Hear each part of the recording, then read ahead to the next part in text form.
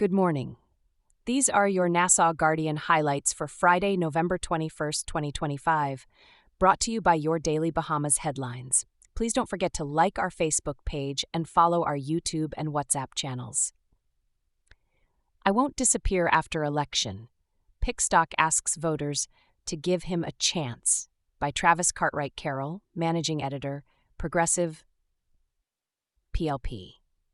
Candidate Darren Pickstock made a direct appeal to Golden Isles voters last night, promising that if he wins Monday's by-election, he will remain present and active in the constituency until the general election. Addressing supporters at the PLP's first rally in the constituency, Pickstock vowed that he would be on the ground from Tuesday morning and throughout the remainder of the term, insisting he would not be the type of politician who vanishes between election cycles.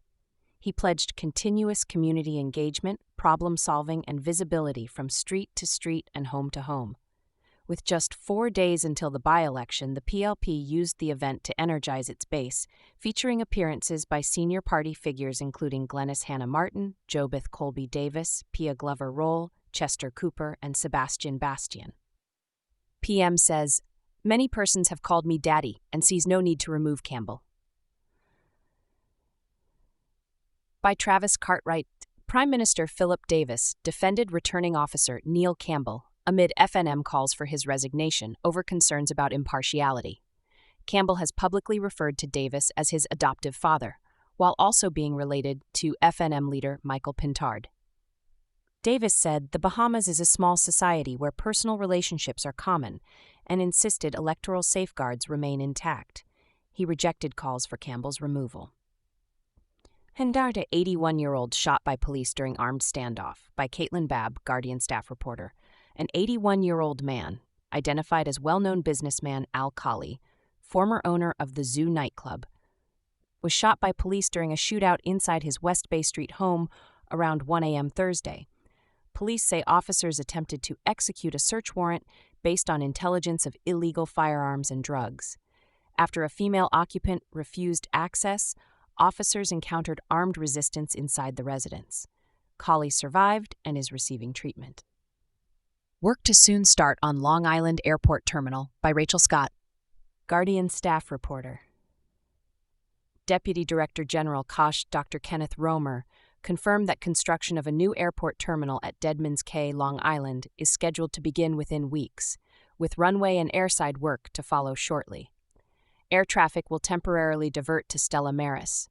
The 10,000 square feet terminal will include expanded screening, customs, immigration, a police station, and improved drainage. Romer said the project will address long-standing capacity issues and support tourism growth. Davis says an FNM government would undo PLP's work, by Travis Cartwright Carroll, Managing Editor. Prime Minister Philip Brave Davis warned that infrastructure and policy gains made under his administration could be reversed if the Free National Movement returns to office. He acknowledged progress is ongoing and has not reached everyone yet, but urged Golden Isles residents to stay the course. PM touts major advances in national energy reform, by Caitlin Babb, Guardian staff reporter. At the second annual Energy Summit, Prime Minister Davis highlighted significant progress in renewable energy, microgrid rollout, grid modernization, and private sector participation. He said the country has entered a new energy era, with major solar projects underway across the Family Islands. Energy Minister Davis emphasized that reliability, security, affordability, and low carbon must guide the nation's energy future. #BPL CEO Transformative Microgrid Project coming to Long Island, by Rachel Scott. Guardian staff reporter. BPL CEO announced approval for a new generator and a multi-component hybrid microgrid to dramatically improve power reliability in southern Long Island. The project includes LNG generation, solar power, and battery storage, with significant upgrades to aging infrastructure. Courts. Captain pays $1,079 for alcohol-fueled crimes, by Artesia Davis. A South African yacht captain avoided a criminal record after pleading guilty to theft, damage, and assault following an intoxicated incident at Montague Beach and Latitudes restaurant. Compensation was ordered. Hashtag engineer committed to stand trial for yacht murder by Artesia Davis, senior reporter Mexican engineer Brigito Lara Munoz was committed to the Supreme Court for trial after being accused of fatally stabbing 20-year-old South African stewardess Paige Bell aboard a moored superyacht in Harbor Island. Editorial: Curtains falling on by-election campaigns. The editorial notes that Golden Isles voters, more than 7,000 eligible, will likely base their decision not on individual candidates, but on overall confidence in the administration and its leadership. With state resources and incumbency, a PLP win would not be surprising, but voters may also use the poll to express broader political sentiments.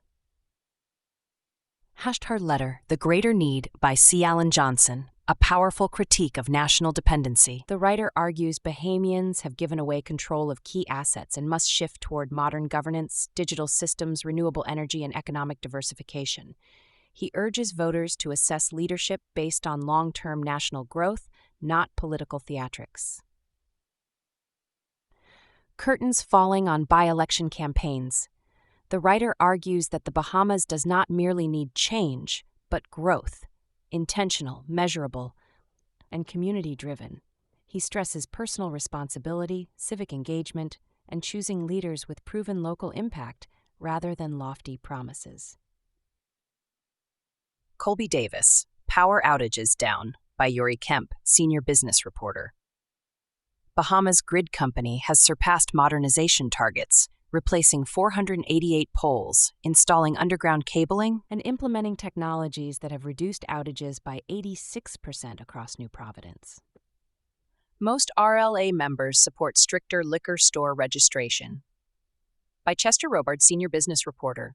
Retailers Liquor Association President George Robinson says 80% of members support tighter registration rules for liquor stores under the amended Business License Act, though some complain of repetitive document requests from the Department of Inland Revenue.